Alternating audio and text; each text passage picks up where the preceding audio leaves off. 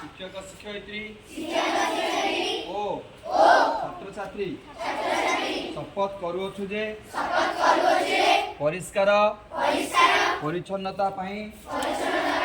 अंगीकारबद्ध होई रहिबु एवं सेथिपाई समय देबु सर्वप्रथमे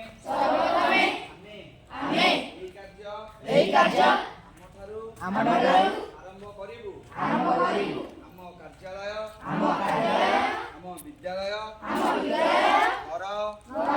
बस्ती ओ ग्राम बा शहर को सफा सुतुरा रखिया पाई यथासाध्य उद्यम करिबु आमे कोनोसी स्थान मैला करिबु नाही अपरिष्कार स्थान को आमे जे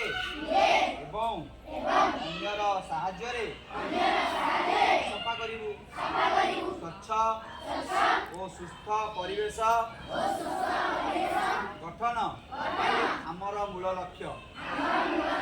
आमे दृढ़तार सह कहिपारु कि स्वच्छता करुथिबा आमर प्रत्येक कार्य स्वच्छ भारत गठन रे